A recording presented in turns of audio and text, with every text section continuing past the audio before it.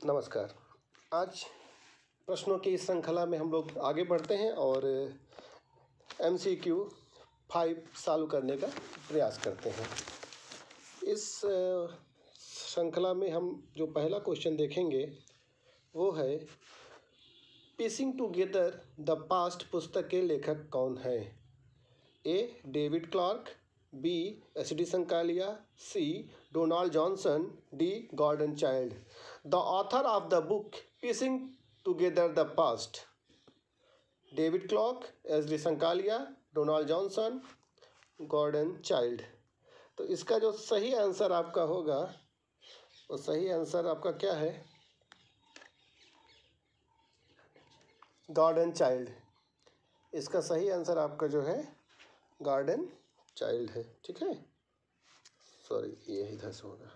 सही आंसर आपका Gordon child है। अब हम लोग जो है इनके बारे में थोड़ा सा सबके बारे में देख लेते हैं, जिससे कि जो है और जानकारी प्राप्त कर लेते हैं इसकी। और जो इनकी ये जो पीसिंग टुगेदर द पास्ट बुक है, इसका पूरा नाम इतना ही नहीं है, इसके आगे भी और चीज़ें जुड़ी हैं। वो है piecing together the past the interpretation of archaeological data, the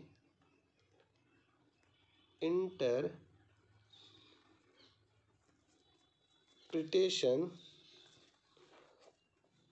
of archaeological data। ठीक है, ये इनकी इस पूरी पुस्तक का नाम है। पीसिंग टुगेदर द पास्ट इसका आगे का टॉपिक है। उसके बाद the interpretation of archaeological data, यहाँ तक जाके तब जाके ये पूरा कंप्लीट होता है। इसके अलावा अगर हम गॉर्डन चाइल्ड की बात करें तो इन्होंने ही मैन मेक्स हिमसेल्फ लिखी है। क्या लिखी है? मैन मेक्स हिमसेल्फ एक बुक है। मैन मेक्स हिमसेल्फ के ऑथर कौन है? तो मैन मेक्स हिमसेल्फ के ऑथर ये है गॉर्डन चाइल्ड हैं, ये भी याद रखिएगा। उसके बाद इन्होंने एक और पुस्तक लिखी है व्हाट हैपेंड इन हिस्ट्री। इसके अलावा कौन सी पुस्तक इन्होंने लिखी है? What happened in history. ये भी क्या है? गॉर्डन चाइल्ड की पुस्तक है, तो आप इसको जो है याद रखिएगा। ठीक है, उसके बाद इन्होंने एक पुस्तक और लिखी है a short introduction to the archaeology. क्या लिखी है? A short introduction to the archaeology. ठीक है, तो इन्होंने कई सारी पुस्तकें लिखी हैं। तो पीसिंग टुगेदर द पास्ट के लेखक कौन है? ये है गॉर्डन चाइल्ड। इसके अलावा इन्होंने मैन मेक्स हिमसेल्फ लिखी है। इसके अलावा व्हाट हैपेंड इन हिस्ट्री लिखी है। इसके अलावा a short introduction to archaeology नामक बुक लिखी है। उसके बाद इन्होंने society and knowledge the growth of human tradition नामक पुस्तकों की रचना की है। इसके अलावा इन्होंने बहुत सी पुस्तकों को लिखा है, लेकिन ये इनकी कुछ महत्वपूर्ण पुस्तकें हैं। उसके बाद अब हम लोग अगले ऑप्शन को देख लेते हैं। चूँकि ऑप्शन आपका ये सही है ना, सॉरी ऑप्शन आपका जो है डी सही है। अब आगे चलते हैं, सब ऑप्शंस को देख लेते हैं, जिससे आपको जो है आसानी होगी सॉल्व करने में। अब डेविड क्लार्क ने जो है प्रोसेसुअल आर्कियोलॉजी पे इन्होंने काम किया है। किस पे काम किया है? तो प्रोसेसुअल आर्कियोलॉजी पे। ठीक है, प्रोसेसुअल आर्कियोलॉजी पे काम किया है। और इनकी बुक्स की बात की जाए तो इन्होंने लिखा है एनालिटिकल आर्कियोलॉजी। क्या लिखा है? Analytical archaeology. ये बुक इनकी प्रकाशित हुई है 1968 में, इनकी बुक पब्लिश हुई है। कौन सी? Analytical archaeology. उसके बाद इन्होंने एक बुक और लिखी है मॉडल्स इन आर्कियोलॉजी। एक और कौन सी लिखी है? Models in archaeology. ठीक है, तो ये बुक इन्होंने लिखी है 1972 में। उसके अलावा इन्होंने काफ़ी काम किया है पुरातत्व के क्षेत्र में। ठीक है, तो अब हम लोग जो है अगले प्रश्न की ओर चलते हैं। अगला ऑप्शन देखते हैं। अगला ऑप्शन है आपका सी, H.D. संकालिया। H.D. संकालिया साहब ने जो है ऑक्सफोर्ड यूनिवर्सिटी से अपनी PhD कंप्लीट की। उसके बाद सर ने डेक्कन कॉलेज पुणे ज्वाइन किया और वहाँ पर इन्होंने प्री हिस्ट्री पे बहुत सा काम किया। उसमें अगर हम जो है इनकी बुक्स की बात करें तो इन्होंने pre historic art in India नामक पुस्तक लिखी। क्या लिखी? Pre historic art in India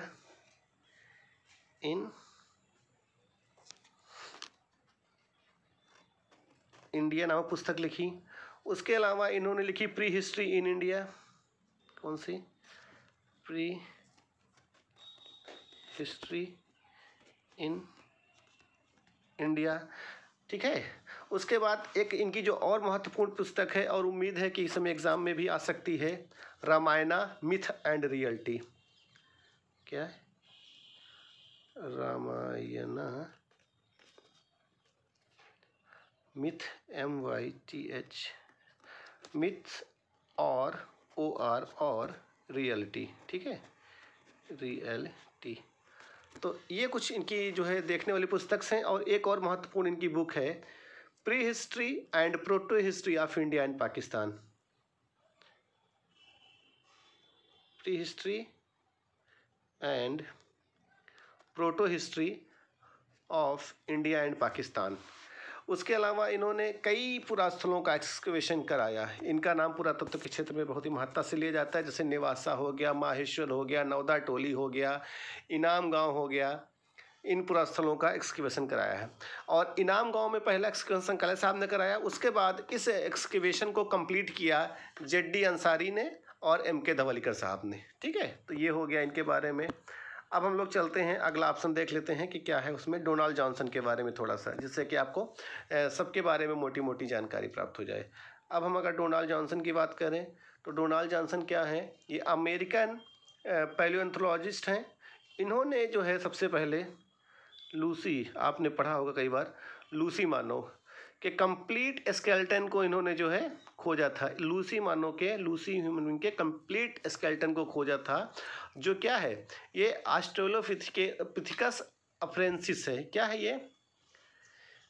he discovered Lucy one of the most complete skeletons of Australopithecus afarensis, ठीक है। तो ऑस्ट्रेलोपिथेकस अफ्रेंसिस ही है, क्या है, का जो कंप्लीट स्केलेटन है वो डोनाल्ड जॉनसन महोदय ने खोजा और इन्होंने इसका नाम जो है लूसी रखा था, ठीक है। और इन्होंने एक बुक भी लिखी है जो अक्सर एग्जाम में पूछी जाती है, Lucy the beginnings of human. क्या लिखा? Lucy the beginnings of human.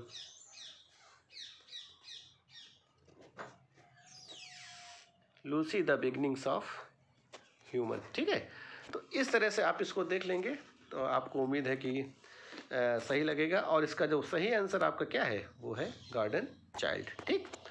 अब हम लोग जो है अगले ऑप्शन की ओर चलते हैं और अगला क्वेश्चन देखने का प्रयास करते हैं, ठीक है। अगला प्रश्न हम लोग जो है देखने का प्रयास करते हैं। अगला प्रश्न आपका है, निम्नलिखित में से किसने प्रथम भारतीय पुरापाषाणिक उपकरण की खोज की थी? The first Indian palaeolithic tool was discovered by the first Indian Paleolithic tool was discovered by Disen, D. Terra, Roberts Brushwood, F.R. Alchin, ठीक। तो उम्मीद है कि ये आंसर तो सबको पता होगा। इसका सही आंसर क्या है? इसका सही आंसर है रॉबर्ट्स ब्रुशवुड। इसका सही आंसर क्या है? रॉबर्ट्स ब्रुशवुड, है ना। तो the first Indian palaeolithic tool was discovered by Roberts Brushwood. ये आंसर लगभग सबको पता है और पता होना भी चाहिए। जो अगर नेट की तैयारी कर रहा है, ये तो बेसिक क्वेश्चन है और लगातार ये मिला है। यहाँ से क्लीवर के उनको जो है, पल्लवरम एक जगह है, वहाँ से क्लीवर के एविडेंस उनको मिले हैं, ठीक है। ये बहुत महत्वपूर्ण। इसमें कुछ बच्चों को लेकर कन्फ्यूज़न है कि नहीं, क्लीवर नहीं है, हैंड एक्स है। तो जो इसकी रिपोर्ट है, रिपोर्ट ही प्राइमरी सोर्स होता है। तो आपकी जानकारी के लिए बता दें कि जो रिपोर्ट में क्लीवर बाकायदे मेंशन है, रॉबर्ट ब्रुशवुड ने पल्लवरम से 1863 में क्लीवर मिला था इनको। क्या मिला था? क्लीवर। तो कुछ लोगों ने क्लेम किया था कि नहीं, यूजीसी ने या हैंडेक्स माना था आंसर। अब उसके पीछे क्या रीज़न था वो तो नहीं बता सकता, लेकिन जो सही ऑप्शन है, जो सही रिपोर्ट में मेंशन है, रिपोर्ट में जो है बाकायदे क्लीवर्ज ही दिया गया है, जो प्राइमरी सोर्स है उसका। ठीक है, अब उसके बाद हम लोग और ऑप्शन की ओर जो है थोड़ा सा डिस्कस कर लेते हैं। जैसे डीसेन ने जो है बंगाल की प्री हिस्ट्री पे काम किया है। कहाँ पे? बंगाल की प्री हिस्ट्री पे काम किया है, और ये एंथ्रोपोलॉजिस्ट हैं। क्या हैं? ये एंथ्रोपोलॉजिस्ट हैं। ठीक है, उसके बाद अगर हम डिटेरा की बात करें तो आपको याद होगा कि 1939 में येल कैम्ब्रिज का एक दल कश्मीर में पुरातत्व के क्षेत्र में archaeological field exploration and excavation का काम इन्होंने किया था। उसमें डिटेरा और पीटरसन नामक व्यक्ति थे। इन लोगों ने यहाँ पर एक्सप्लोरेशन किया कश्मीर वैली में और एक्सकवेशन किया, लेकिन क्या है, इन्हें कोई स्टोन टूल्स नहीं मिले। लेकिन उनके स्थान पर उन्हें 3 आइस एज के एविडेंसेस मिले और 4 इनको इंटरग्लेशियल एजेस के एविडेंसेस मिले। इंटरग्लेशियल एविडेंस मिले, जो अपने आप में बहुत महत्वपूर्ण स्रोत थे। उसके बाद इस काम को आगे बढ़ाया था एच.डी. संकालिया महोदय ने। किसने? एच.डी. संकालिया महोदय ने। और पहलगांव नामक स्थान पर, कहाँ पर? पहलगांव नामक स्थान पर 1969 में इन्होंने एक्सकवेशन कराया, एच.डी. संकालिया महोदय ने। और यहाँ से इनको फ्लैक्स और क्रूड हैंडेक्स के एविडेंस मिले। क्या मिले? एक तो मिला फ्लैक्स, ठीक है, ये पेन थोड़ा सा गड़बड़ हो जाता है मेरा, क्या करें, फ्लैक्स और क्रूड हैंडेक्स के एविडेंसेस इनको मिले। ठीक है, और ये कहाँ से मिले? जो फ्लैग मिला है वो सेकेंड ग्लेशियल पीरियड से मिला है, और जो क्रूड हैंडेक्स मिला है वो इंटरग्लेशियल पीरियड से मिला है। ठीक, ये अपने आप में बहुत महत्वपूर्ण एविडेंस है।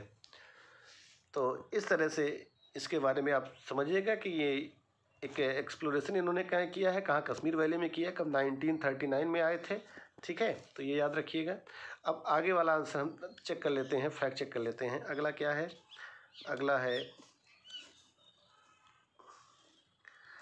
अगला है F.R. आल्चिन। ठीक, आप जानते हैं कि F.R. आल्चिन ने भारत के में पुरातत्व के क्षेत्र में बहुत सा काम किया। इनके साथ इनकी पत्नी भी ब्राइट एल्चिन का भी नाम आता है, जिन्होंने एक बहुत ही फेमस पुस्तक the rise of civilisation India and Pakistan 1982 में लिखी थी। कौन सी? The rise of civilisation. क्या लिखा था? The rise of civilisation India and Pakistan. ठीक है, ये 1982 में आई थी। तो इस तरह से which is the right answer?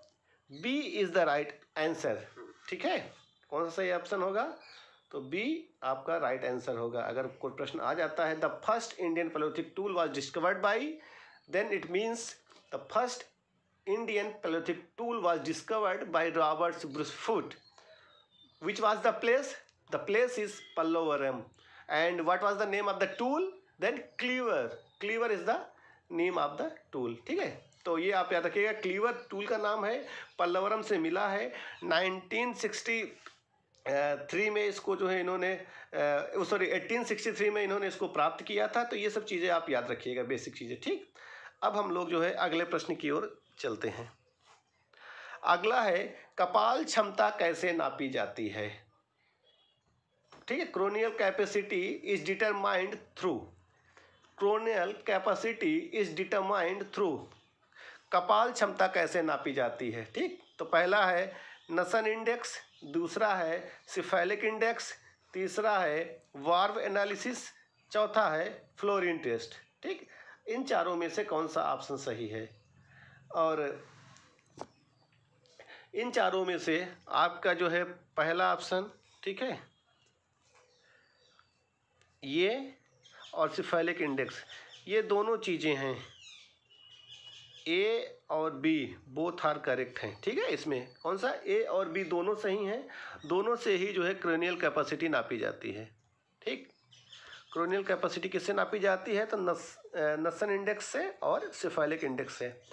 इसमें गलती से दोनों दे दिया था, क्वेश्चन बाद में हटाया था इसको, तो आप देख लीजिएगा। सिफालिक इंडेक्स या नक्सन इंडेक्स दोनों ही रहेंगे, दोनों में से दोनों सही हैं। ठीक है, फ्लोरीन टेस्ट आप जानते हैं दूसरी चीज़ के लिए काम होता है। ठीक है, अब हम लोग जो है अगले प्रश्न की ओर चलते हैं। अगला प्रश्न है क्या है? अगला प्रश्न है प्रतिनूतन काल के हिम के तृतीय फेज का नाम बताइए। ठीक है, write the name of the third phase of glaciation of the Pleistocene age. Write the name of the third phase of glaciation of the Pleistocene age. तो पहला ऑप्शन है कगेरियन, दूसरा है गुंज, थर्ड इज रिस और फोर्थ इज मोरेन। ठीक, इसका सही आंसर आपको देना है। तो इसका सही आंसर आपका क्या है? सही आंसर है रिस। ठीक है, सही आंसर आपका क्या है? सही आंसर है रिस। ठीक है, तो ये आप देख लीजिएगा।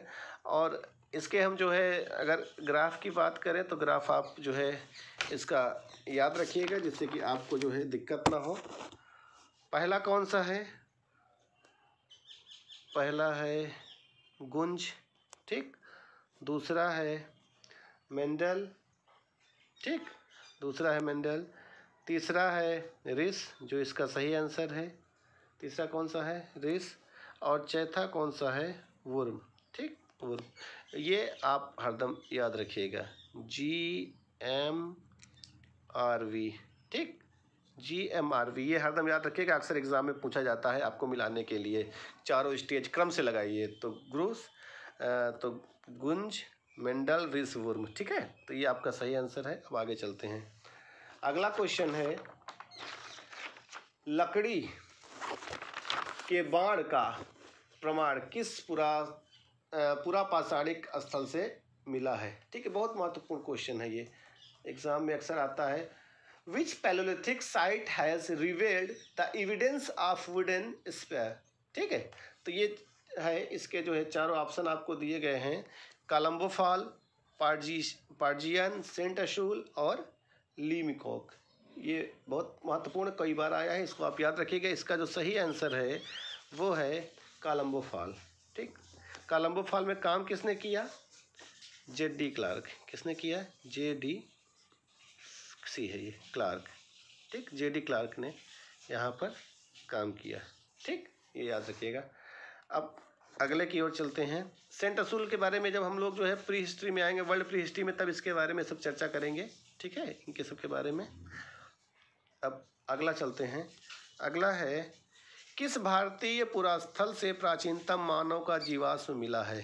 ठीक, इसको सभी लोग जानते हैं, आप लोग कहीं कोई बताना नहीं है। इसका सही आंसर क्या होगा? इसका सही आंसर आप जानते हो, हथनौरा है। Hathnora is the right answer. Which Indian site has revealed the earliest hominid fossil? कौन सा है? हथनौरा है। किसने प्राप्त किया था? तो अरुण सोनकिया ने प्राप्त किया था। तो कौन? अरुण सोनकिया ने प्राप्त किया था। ठीक है, ये महत्वपूर्ण है। भीमबेटका क्यों प्रसिद्ध है? Bhimbetka pre historic tools plus rock paintings के लिए फेमस है। किसके लिए? रॉक पेंटिंग्स के लिए फेमस है। यहाँ पर VS वाकड़कर साहब ने काम किया था। भीमबेटका है कहाँ? तो भीमबेटका मध्य प्रदेश में है। ये सब इसके फैक्ट हैं, आप देख लीजिएगा। उसके बाद निवासा के बारे में हम देख लेते हैं। निवासा जो है यहाँ पर SD संकालिया महोदय ने काम किया। SD संकालिया ने यहाँ से मिडिल पैलोलिथिक के एविडेंस मिले, मिडिल पैलोलिथिक टूल्स के एविडेंसेस प्राप्त हुए हैं, जो अपने आप में महत्वपूर्ण हैं। उसके अलावा अगर हम सोन वैली की बात करें तो सोन वैली कहाँ है? ये मध्य प्रदेश में है। कहाँ है? मध्य प्रदेश में। यहीं पर आपको जो है जो चारों फॉर्मेशन है जो बहुत महत्वपूर्ण है पुरातत्व के क्षेत्र में। कौन सा? बागोर, सिहावल, पटपरा, खुटेली, ये चारों फॉर्मेशन यहाँ पर आपको मिलते हैं। और ये प्री हिस्टोरिक पैलोलिथिक और मिडिल पैलोलिथिक से लेकर जो है मेसोलिथिक तक या नियोलिथिक तक का बहुत अच्छे टूल्स यहाँ सबसे मिलते हैं। ठीक है, यहाँ पर चारों फॉर्मेशन आपके प्राप्त हुए हैं।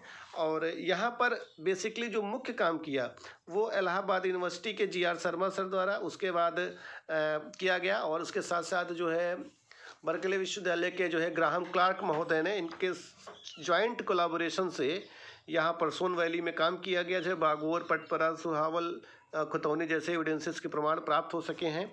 और इसके बाद उसी क्रम में देखा जाए तो वी डी मिश्रा सर का नाम आता है, जे एन पाल सर का नाम आता है। इन सब लोगों ने उस वैली में बहुत काम किया है। अभी हाल ही में हमको भी उस क्षेत्र को देखने का अवसर प्राप्त हुआ, जिसमें हमारे एक फ्रेंड हैं सुनील जी, उनका रिसर्च एरिया ही वही था और उसमें हम लोगों ने सर्वे किया। सर्वे के क्रम में हम लोगों को अभी भी बहुत अच्छे टूल्स वहाँ से मिलते हैं, लेकिन चूँकि लगातार एग्रीकल्चर एक्टिविटीज़ और हैबिटेशन लगातार बन रहे हैं, आदिवासी परंपराएं लगातार विकसित हो रही हैं, जिस कारण बहुत सी मेजर साइट्स जो है डिस्ट्रॉय हो रही हैं। जस्ट लाइक आपको बता दें कि पटपरा के बारे में आप लोग लगातार सुनते हैं कि पटपरा फार्मेशन, लेकिन जो एग्जैक्ट कंडीशन है आज की, पटपरा साइट बिल्कुल एकदम समाप्त हो चुकी है। वहाँ पर पूरी तरह से एग्रीकल्चर हो रहा है। उसके अलावा खितौनी की बात की जाए, खितौनी में वर्तमान समय में जो है सोन रिवर के ऊपर, उस साइट के ऊपर से ही इस पार आने के लिए, मतलब खुटौली से बागोर आने के लिए एक ओवरब्रिज बन रहा है, जिस कारण वो साइट पूरी तरह से डिस्ट्रॉय हो गई है। उसके अलावा आपको बता दें बागोर में भी खेती का बहुत चरम सीमा पे है और वो साइट भी जो है, चूँकि साइट बागोर बहुत बड़ी है इसलिए थोड़ी मात्रा में बची हुई है। और सिहावल का भी मोस्ट प्रोबेबली यही हाल है। लगातार सोन नदी के कटाव के कारण साइट जो है अपनी समाप्ति के कगार पे है। तो सोन वैली आर्कियोलॉजिकल पर्सपेक्टिव से तो बहुत अच्छी है, लेकिन उस तरफ कायदे से ध्यान नहीं दिया जा रहा है, क्योंकि उन साइट्स को जो है एएसआई को या स्टेट आर्कियोलॉजिकल सर्वे को चाहिए कि प्रोटेक्ट करें, but they are not too much aware about the sites. They don't want to protect their culture, so that's why it could be reason, that's why they are not protecting the sites, and sites are destroying due to agricultural and mining activities and habitational activities. So देखते हैं क्या होता है। अब ये चीज़ है। अब बहुत टाइम ना लेते हुए हम लोग अगले प्रश्न की ओर चलते हैं और अगला प्रश्न हम लोग यहाँ पर डिस्कस करने का प्रयास करते हैं। तो इसका सही आंसर हमने आपको बता दिया, हथनौरा, अरुण सोनकिया जी। अगला प्रश्न है कि कपास का प्राचीनतम प्रमाण कहाँ से मिला है। ये बहुत महत्वपूर्ण है, आप लोग को सबको पता होगा। The earliest evidence of cotton is reported from Mohenjodaro से, कालीबंगा से, नेवासा से, मेहरगढ़ से। आप जानते हो इसका सही आंसर क्या होगा? मेहरगढ़ होगा। नेवासा हम लोगों ने आपसे ऊपर ऑलरेडी जो है डिस्कस कर लिया है, और कालीबंगा जो है हम लोग थोड़ा सा देख लेते हैं। कालीबंगा का पूरा स्थल सबसे पहले जो है जो डिस्कवर किया गया, वो डिस्कवर किया गया LP टेसी टोरी द्वारा, ठीक है।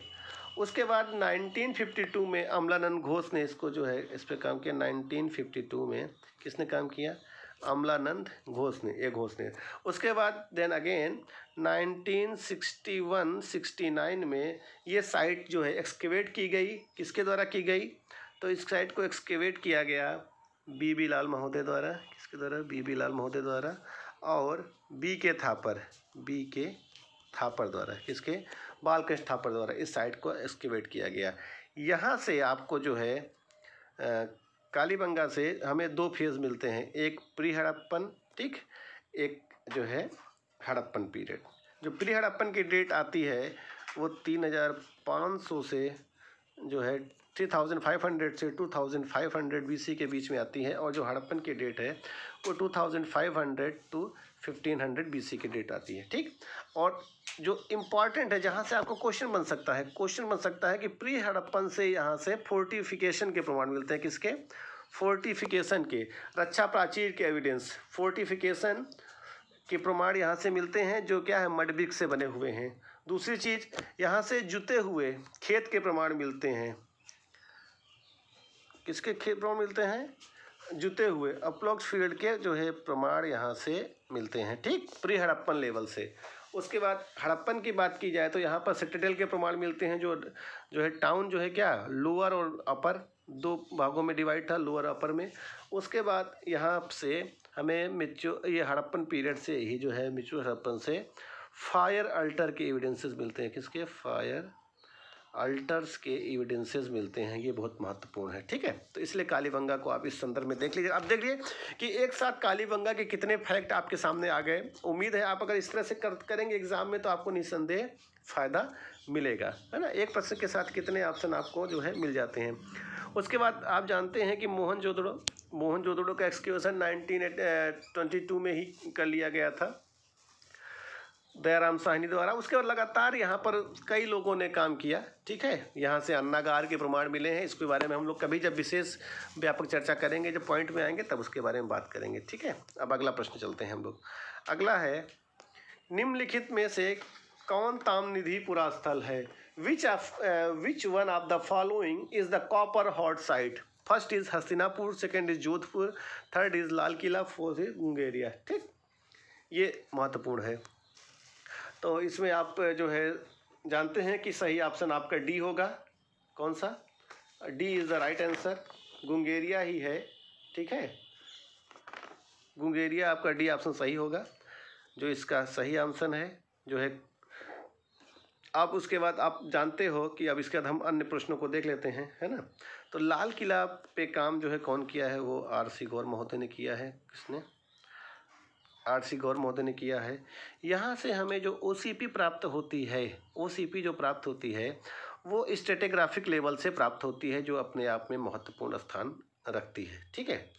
वहीं एक चीज़ और याद रखिएगा, ये तो लाल किला हो गया, आर.सी. अग्रवाल साहब ने काम, आर.सी. गौर साहब ने काम किया है, ठीक है। ये बहुत महत्वपूर्ण है। उसके साथ ही साथ अब हस्तिनापुर को देख लेते हैं। तो ये हस्तिनापुर क्या था? एक तो ये कुरु किंगडम था। क्या था? कुरु किंगडम था, जिसकी जानकारी हमें महाभारत से, पुराण से और जैन टेक्स्ट से मिलती है, ठीक। ये गंगा नदी के किनारे स्थित है। कहाँ स्थित है? गंगा नदी के किनारे स्थित है। यहाँ का एक्सकेवेशन बीबी लाल महोदय ने कराया था। किसने? बीबी लाल महोदय ने कराया था। और यहीं से पेंटेड ग्रेवियर सबसे पहले जो है जस्टिफाई हुआ था, ठीक है। ये महत्वपूर्ण है। ये जोधपुर दिया हुआ है, बल्कि ये होना चाहिए था जोधपुरा। जोधपुरा एक आर्कियोलॉजिकल साइट है जो राजस्थान में स्थित है। ये जयपुर जिले में स्थित है। जोधपुरा एक गांव है, ठीक है, जो नोह से थोड़ी दूरी पर स्थित है। और गणेश्वर एक बहुत फेमस पुरा स्थल है, वहाँ से लगभग 50 किलोमीटर दूरी पर स्थित है, ठीक। यहाँ पर विजय कुमार महोदय ने काम किया था और कोटपुतली तहसील में स्थित है, ठीक। तो ये इसके एविडेंसेस हो गए। अब हम लोग जो है अगले प्रश्न की ओर चलते हैं। अगला प्रश्न है, गुमला का उत्खनन किसने किया था? अगला प्रश्न है, गुमला का एक्सकवेशन या उत्खनन किसने किया था? ऑप्शन आपके सामने है। F.A. दुर्रानी, A.H. दानी, M.R. मुगल और Z.A. अंसारी, ठीक। ये आपके आंसर हैं। अब इसमें आप जो है बताइए कि आपका जो है सही आंसर क्या होगा, ठीक है। Who excavated Gumla? F.A. Durrani, M.R. Mughal, A.H. दानी और Z.A. अंसारी, ठीक। ये आपका तो कौन सा काम किया यहाँ पर? A.H. दानी ने यहाँ पर काम किया था। कब किया था? इसके गुमला का एक्सकेवेशन किसने कराया? तो A.H. दानी ने। कब कराया? तो 1971 में कराया, ठीक है। ये बहुत महत्वपूर्ण है। अब देख लेते हैं F.A. दुर्रानी ने क्या कराया। इन्होंने रहमान डेयरी का एक्सकेवेशन किया। किसका? रहमान डेयरी का एक्सकेवेशन किसने कराया? तो F.A. दुर्रानी ने कराया था। और M.R. मुगल की बात की जाए तो M.R. मुगल ने जो है सुतकांगेडोर का एक्सकेवेशन कराया था। कहाँ का? सुतकागनडोर, ठीक। सुतकागनडोर का एक्सकेवेशन किसने कराया? तो who was the excavator of सुतकागनडोर? तो M.R. मुगल। कब? 1960, ठीक है। तो ये आप देख लीजिए। इसके अलावा इन्होंने, मुगल ने काफ़ी काम किया। चार सद्दा जिसको हम लोग जो है पुष्कलावती के नाम से जानते हैं, ठीक है। ये पाकिस्तान में Charsadda is situated in Pakistan and it's name is Pushkalavati. ठीक, यहाँ पर इन्होंने व्हीलर महोदय के साथ यहाँ पर इन्होंने काम किया था। ठीक, उसके बाद झूकर एक जगह है, झूकर में भी इन्होंने काम किया, एक्सकेवेशन कराया, झूकर का भी एक्सकेवेशन इन्होंने कराया। और हड़प्पा में भी इन्होंने एक्सकेवेशन कराया।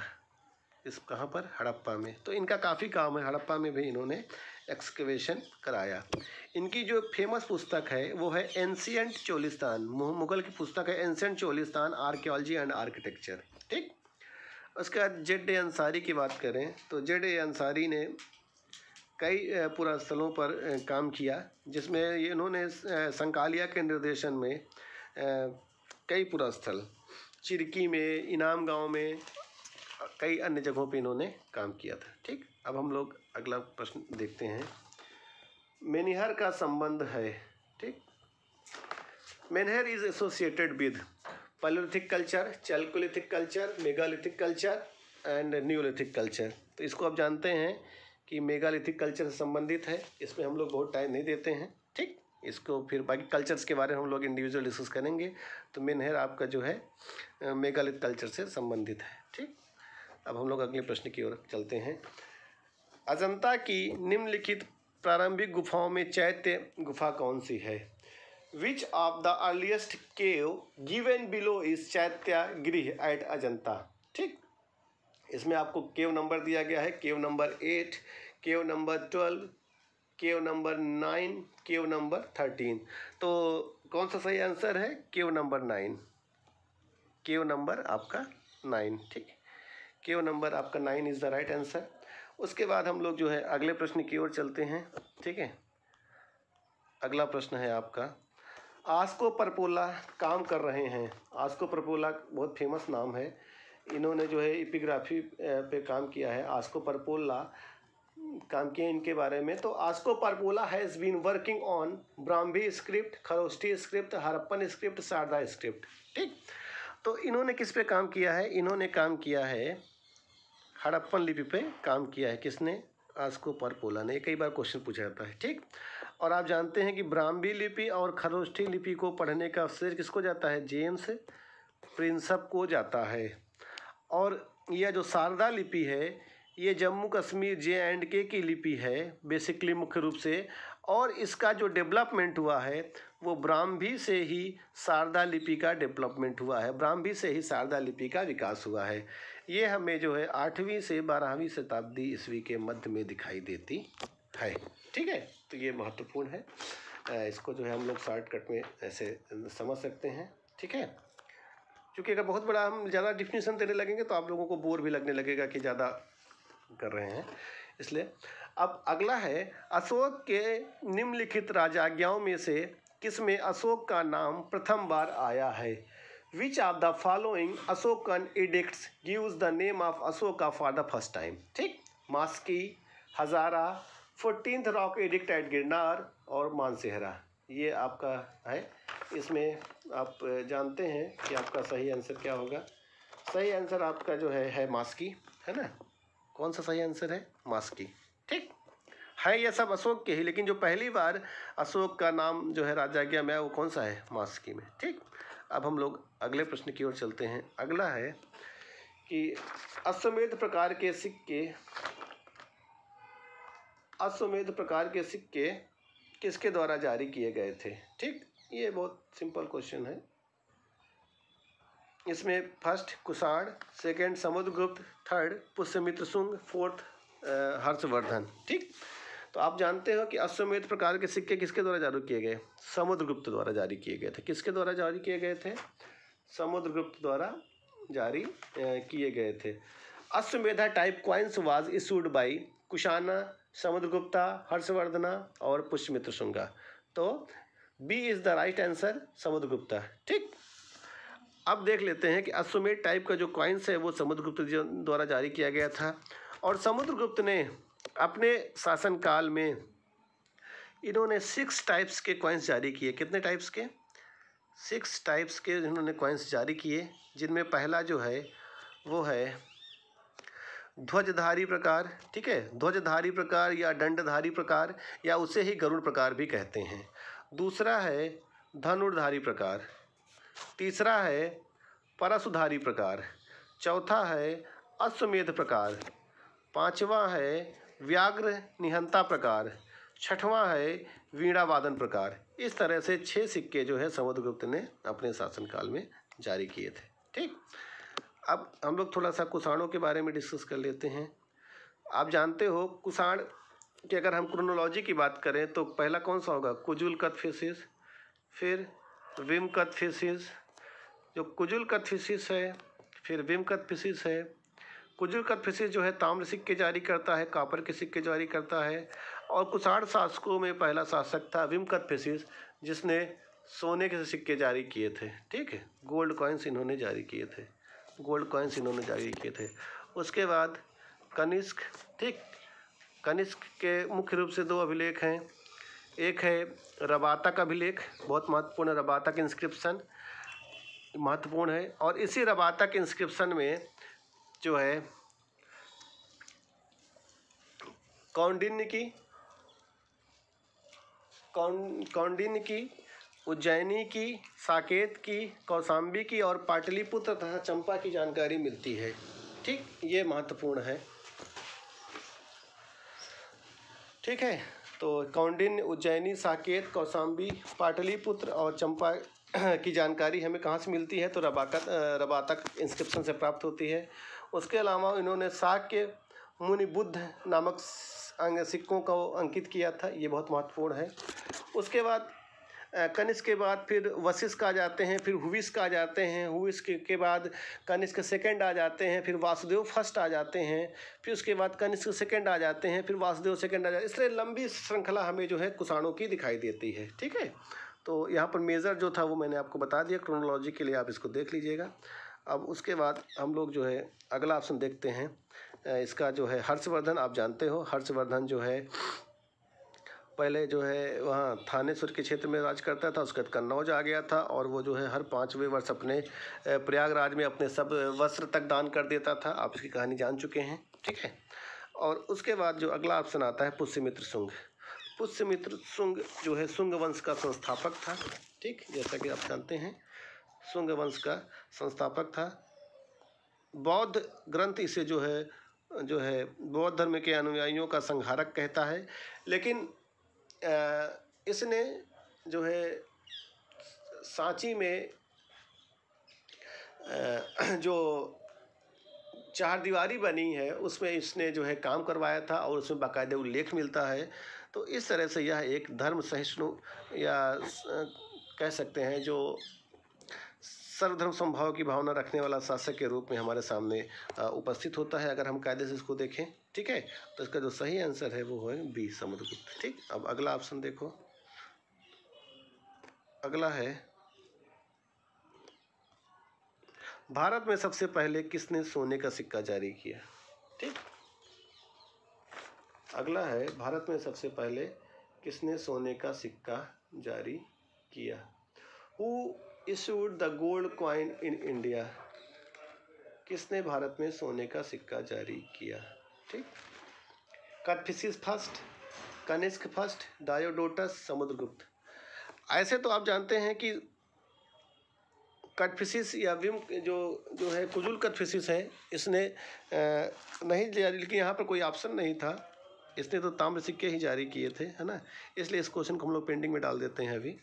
ठीक, अगर विम कथफिसिस होता तो कुषाण शासक विम कथफिसिस ने सोने के सिक्के जारी किए थे, है ना, तो ये गलत, इसको भी हम लोग जो है माइनस कर देते हैं।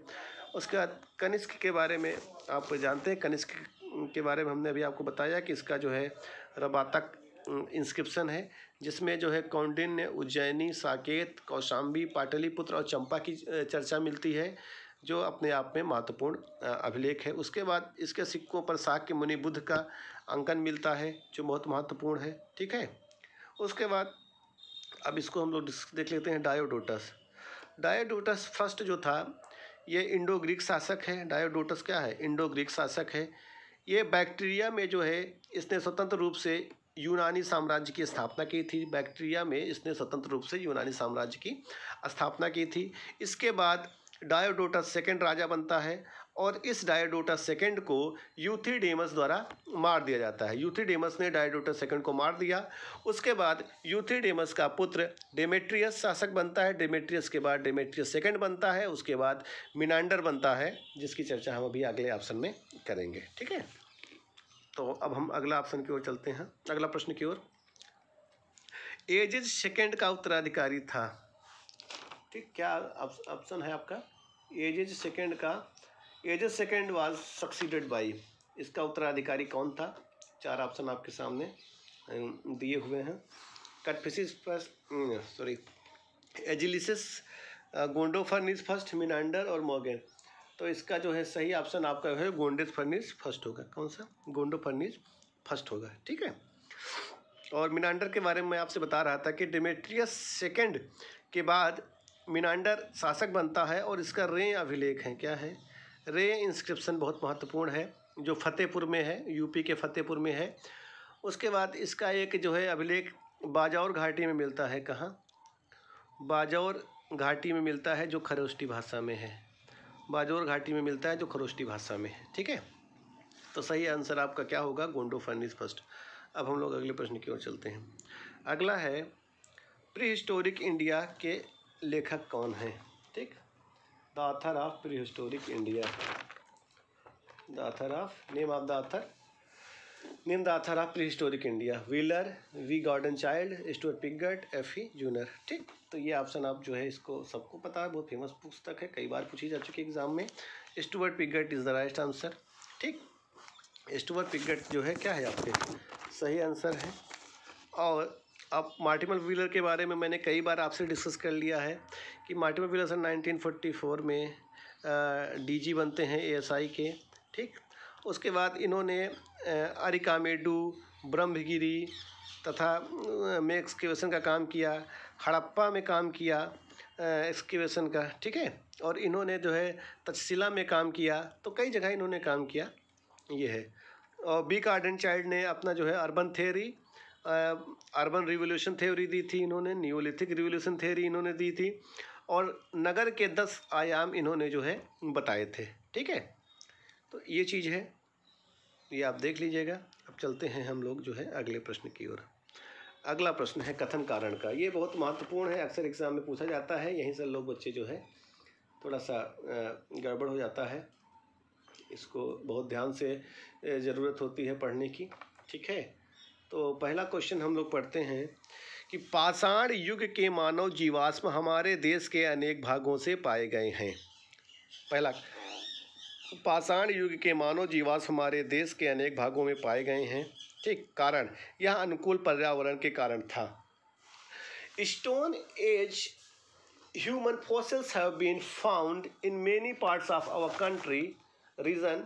It was due to the favorable environment. अब आपको लगता है कि भारत में फेवरेबल इन्वायरमेंट है? ठीक, लगता है आपको, तो आप खट से आंसर दोगे कि नहीं, ये तो फेवरेबल इन्वायरमेंट तो है ही नहीं हमारे यहाँ। ठीक, तो इसका मतलब क्या है? कारण तो ये तो गलत हो गया खट से, है ना, ये तो गलत हो गया। आपको खुद लगता है कि जो है यहाँ पर गर्मी होती है, वहाँ मतलब एक वर्षा ऋतु चक्र दिखाई देता है, जबकि यूरोप में क्या है, वहाँ पर ऋतु चक्र का अभाव दिखाई देता है। तो इसलिए क्या है, ये तो खट से गलत हो जाएगा।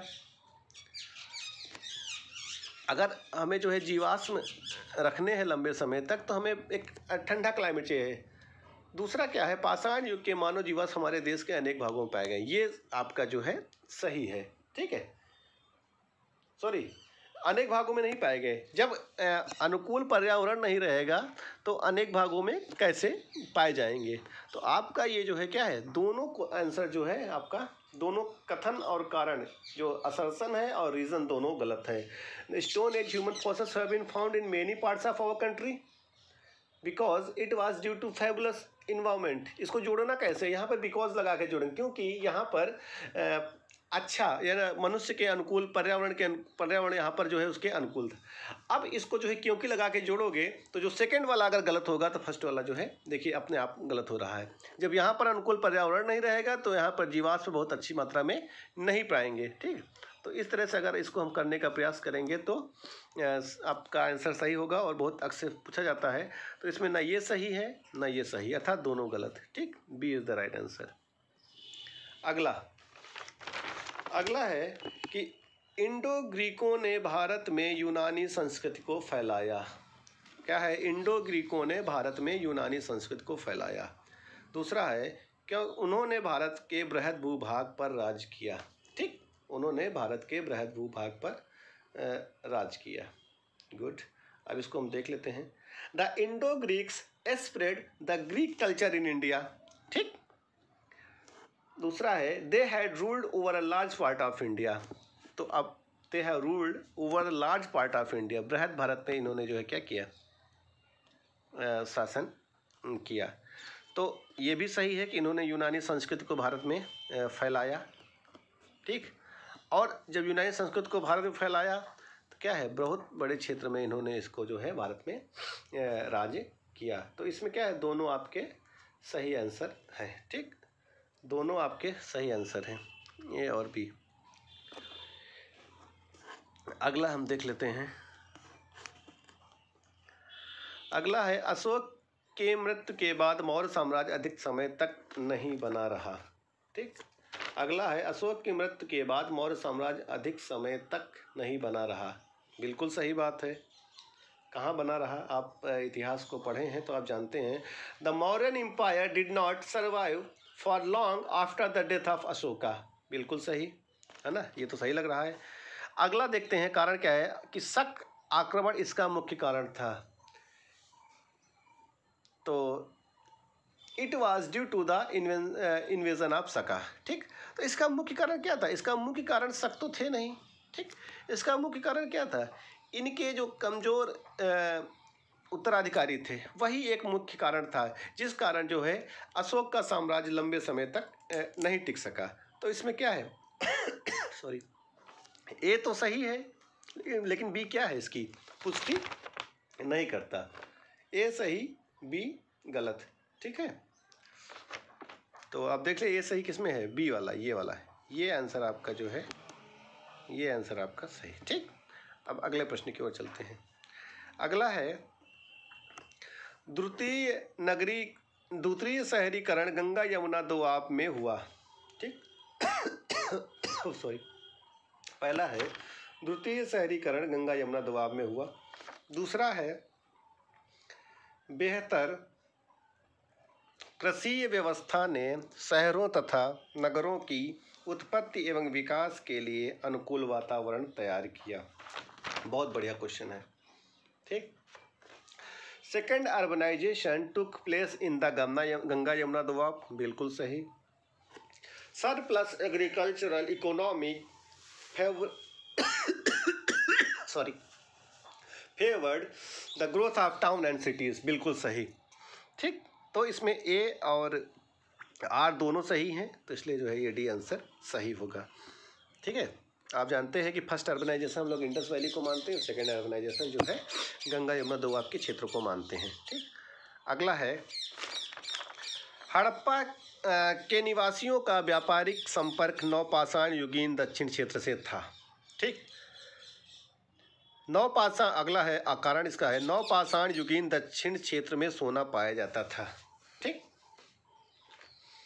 ये दोनों हैं आपके। The Harappan had the trade contact with southern Neolithic region. The Harappan had the trade contact with southern Neolithic region. Second है R option. There is gold in southern Neolithic region. ठीक, ये हम इसको जो है देख लेते हैं। तो बहुत सही है ये।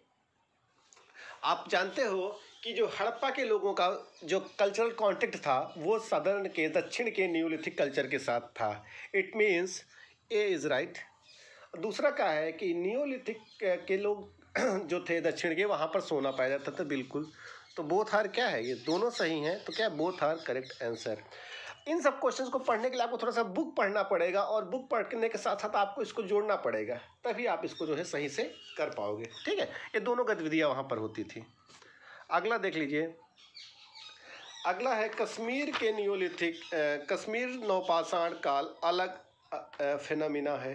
ठीक, कश्मीर का नवपाषाण काल अलग फिनोमिना है, यह कश्मीर में विकसित नहीं हुआ। ठीक, यह कश्मीर में विकसित नहीं हुआ। इसको हम लोग जो है देख लेते हैं। Kashmir neolithic was an isolated phenomenon. B, it did not evolve Kashmir, it did not evolve within Kashmir, यह कश्मीर में ही विकसित नहीं हुई। ठीक, अब इसको हम लोग जो है देख लेते हैं। पहले तो ये माना जाता था, जब ये थ्योरी नहीं बनी थी, है ना, कि कश्मीर के नवपाषाणिक फिनोमिना है, एक अलग फिनोमिना है ना, ये ठीक है, क्योंकि इसकी डेटिंग बहुत बाद में आती है। उसके बाद यह जो है कश्मीर में विकसित नहीं हुई। ठीक, पहले तो माना जाता था कि जो है यह विकसित नहीं हुई, लेकिन जो नए निष्कर्ष आए हैं, नए शोध आए हैं, उनसे यह पता चला है कि यह जो कश्मीर में ही विकसित हुई थी, यह कश्मीर का इंडिजिनस डेवलपमेंट है। ठीक है, तो इसलिए ए सही आर गलत, ये वाला आंसर होगा। लेकिन जिस समय यह प्रश्न आया था, उस समय ये माना जाता था कि कश्मीर का नवपाषाण काल अलग अलग फिनोमिना है। ठीक है, और यह कश्मीर में विकसित नहीं हुआ था, ये माना जाता था, मानी कि ए और आर दोनों सही। लेकिन अब वर्तमान समय में इसका डिस्क्रिप्शन चेंज हो गया है और ये माना जाता है कि वहाँ पर इंडिजिनियस डेवलपमेंट हुआ है नियोलिथिक का। ठीक है, तो इसको आप देख लीजिएगा। अगला है, गुप्त काल को स्वर्ण युग कहा जाता है। बिल्कुल सही, गुप्त काल को स्वर्ण युग कहा जाता है। ठीक, the Gupta period is known as the golden age. Good. दूसरा क्या है, इसका कारण यह है कि गुप्त शासित क्षेत्र में सोने की खान थी। It was due to the discovery of gold mines in the Gupta territory. Do you agree with that point कि gold mines were available in Gupta dynasty? No, है ना। तो why we called it golden age, golden era? Why we called it golden age? हम गुप्त काल को स्वर्ण युग क्यों कहते हैं? स्वर्ण युग का मतलब ये नहीं कि वहाँ का सोने की बहुलता हो या सोना बह रहा हो इफरात हो। स्वर्ण युग का मिलता मतलब होता है, गोल्डन एज का मतलब होता है कि वहाँ पर जो प्रजा रह रही है वो खुशहाल हो, वहाँ पर सुंदर इमारतें बनी हों, अच्छे आर्किटेक्चर्स हों और रहने खाने की संपूर्ण व्यवस्था हो, कोई भूखा, कोई प्रजा भूखी ना सोए। तो इस तरह से जो एक माहौल बनता है उसी को हम कहते हैं गोल्डन एज। गोल्डन एज का ये मतलब नहीं होता है कि सोने की जहाँ पर बहुतायत अवस्था उपलब्धता हो वही गोल्डन एज होगा। गोल्डन एज का मतलब होता है कि पूरी प्रॉस्पेरिटी हो, कोई भी भूखा ना सोए, कोई भी जो है दुखी ना हो, कोई भी तकलीफ में ना हो और अच्छे अच्छे आर्किटेक्चर हमें जो है दिखाई दें। तो ये सब चीज़ें हमें जो है गुप्त काल में दिखाई देती हैं। ठीक, और यहाँ पर सोने की खाने नहीं थी, तो इसलिए हमारा क्या है, ए सही और आर गलत। तो कौन सा है? ए सही परंतु आर गलत, B option is the right. ठीक, अब उसका अगला प्रश्न हम देखते हैं। अगला है अगला है सरस्वती सिंधु सभ्यता के संदर्भ में टिन जानते हैं, TIN, टिन। ठीक, टिन के एविडेंस कहाँ से मिलते हैं? The evidence of tin found from which of the following site related with Saraswati Sindhu civilization? ठीक, first is Kalibangan, second is Mandi, third is Sanauli, fourth is Khanak. ठीक, तो इसका जो सही आंसर है वो है खानक। खानक इज़ द राइट आंसर, जहाँ से हमें भारत में टिन के एविडेंसेस मिले हैं, जो अपने आप में बहुत महत्वपूर्ण खोज है। अभी तक ये माना जाता था कि भारत में टिन बाहर से आता था, लेकिन अभी हाल ही में हुए उत्खनन से यह निष्कर्ष सामने आए हैं। अनेक पेपर इसमें राष्ट्रीय और अंतर्राष्ट्रीय लेवल पर प्रकाशित भी हुए हैं। और यहाँ पर सबसे खुशी की बात यह है कि काशी हिंदू विश्वविद्यालय के प्राचीन इतिहास एवं पुरातत्व विभाग, एंसेंट AISA एंड आर्कियोलॉजी विभाग के प्रोफेसर रविन्द्र नाथ सिंह सर द्वारा यहाँ पर काम किया गया और उससे और इस पुरास्थल की जो डिस्कवरी है वो डिस्कवरी की थी नरेंद्र परमार जी हैं। उन्होंने इस पुरास्थल को खोजा था और professor Ravinath Singh sir, department of AIC and archaeology, BHU, उन्होंने इसका एक्सकवेशन करवाया और यहाँ से टिन के प्रमाण मिले जो भारतीय इतिहास में अपने आप में महत्वपूर्ण स्थान रखते हैं। ठीक है, ये जो है खानक आपका हरियाणा में पड़ता है। कहाँ है? हरियाणा में पड़ता है। ठीक है, तो D is the right answer. उसके बाद अब कालीबंगा के बारे में मैंने आपको पढ़ा ही दिया है कि कालीबंगा का LP तिस्टोरी ने खोज किया था। अमलानंद घोष ने भी 1952 में कुछ काम किया। उसके बाद BB लाल और बी कृष्णन थापर ने काम किया। ठीक, बालकृष्णन थापर ने काम किया। उसके बाद यहाँ से 2 layer pre Harappan and mature Harappan के एविडेंसेस मिलते हैं। प्री हड़प्पन में फोर्टिफिकेशन जो बहुत महत्वपूर्ण है, प्लस जो है जुते हुए खेत के प्रमाण मिलते हैं। उसके बाद मैच्योर हड़प्पा से हमें फायर अल्टर के एविडेंसेस मिलते हैं। ठीक, तो ये बहुत महत्वपूर्ण है। मंडी आप जानते हैं, मंडी में सबसे ज़्यादा जो है सरस्वती सिंधु सभ्यता में सबसे ज़्यादा जो सोने के आभूषण मिले हैं वो मंडी से मिले हैं। और अगला सी ऑप्शन जो है वो है सनौली। सनौली आप जानते हो कि सनौली इस समय बहुत चर्चा में है और उम्मीद है कि कहीं ना कहीं कुछ ना कुछ प्रश्न इससे बनने की आपको प्रबल संभावना है। वो चाहे असिस्टेंट प्रोफेसर का प्रश्न हो, चाहे हिस्ट्री से नेट का प्रश्न हो, चाहे आर्कियोलॉजी से नेट का प्रश्न हो, उम्मीद है कि यहाँ से कोई ना कोई प्रश्न बनेगा। तो इसको थोड़ा सा देख लेते हैं। ये कहाँ है? मेरठ में स्थित है। कहाँ पे? मेरठ में स्थित है। ASI द्वारा 2005-06 में DV शर्मा के निर्देशन में यहाँ से एक्सकेवेशन किया गया था। ठीक, उसके बाद ASI द्वारा ही 2018 में यहाँ पर SK मंजुल सर द्वारा भी एक्सकेवेशन कार्य किया गया। इस एक्सकेवेशन के बाद 2018 के इस एक्सकेवेशन के बाद यहाँ पर OCP कॉपर होल्ड को जो है लेट हड़प्पन के जो है कंटेम्प्रेरी एविडेंसेस यहाँ से मिले हैं। ठीक, जो गैप माना जाता था पहले, कुछ विद्वान जो लोग यह तर्क देते थे कि यहाँ पर हड़प्पन के बाद जो है जो गंगा का मैदानी एरिया यहाँ पर गैप दिखाई देता है। तो यह जो एक्सकेवेशन है, सनौली का एक्सकेवेशन, ये प्रूव करता है कि OCP और कॉपर होल्ड यहाँ पर लेट हड़प्पन के कंटेम्प्रेरी हमें जो है दिखाई देती है। ठीक, ये बहुत महत्वपूर्ण एविडेंस है। यहाँ से हमें वुडन कॉफिन बरियल, क्या लकड़ी के जो है कॉफिन्स हमें जो है यहाँ से मिले हैं। उसके बाद कॉपर स्वॉर्ड, कॉपर की तलवार मिली है। उसके बाद हेलमेट के एविडेंसेस मिले हैं। उसके बाद यहाँ पर वुडन चैरियट मिला है, लकड़ी का रथ मिला है, जो बहुत महत्वपूर्ण है। यहाँ से हेलमेट है, कॉपर स्वॉर्ड है और वुडन कॉफिन बरियल है। उसके बाद जो है वुडन चैरियट है। और ये अपने आप में महत्वपूर्ण पुरास्थल के रूप में हमारे सामने उपस्थित हुआ है। और आपको बता दें, इसी में एक पॉइंट और मैं जोड़ना चाहता हूँ कि जो वुडन कॉफिन है, वुडन कॉफिन के एविडेंसेस, किसके? वुडन कॉफिन के एविडेंसेस, ठीक, सनौली के अलावा सबसे पहले हड़प्पा में, ठीक, हड़प्पा से, फिर धौलावीरा से प्राप्त किए गए हैं। तो कभी ये पूछ ले कि वुडन कॉफिन के प्रमाण कहाँ कहाँ से मिले हैं, ऑप्शन दे देगा हड़प्पा, धौलावीरा, सनौली। तो ये तीनों जगह ऐसे हैं जहाँ से हमें वुडन कॉफिन के प्रमाण मिलते हैं। उम्मीद है आप लोगों को वीडियो पसंद आया होगा और फिर हम लोग अगली वीडियो में मिलेंगे। तब तक इसको अधिक से अधिक लोगों तक पहुँचाइए, लाइक करिए, शेयर करिए। और हम लोग इसी तरह से एंसेंट के जितने क्वेश्चन हैं ये डिस्कस करेंगे, मॉडर्न हिस्ट्री के भी क्वेश्चन डिस्कस करेंगे। और जिससे आपको जो है नेट में या UGC के जितने भी एग्ज़ाम्स होते हैं हिस्ट्री से संबंधित, हिस्ट्री के, आर्कियोलॉजी के, कल्चर के, दिक्कत ना हो।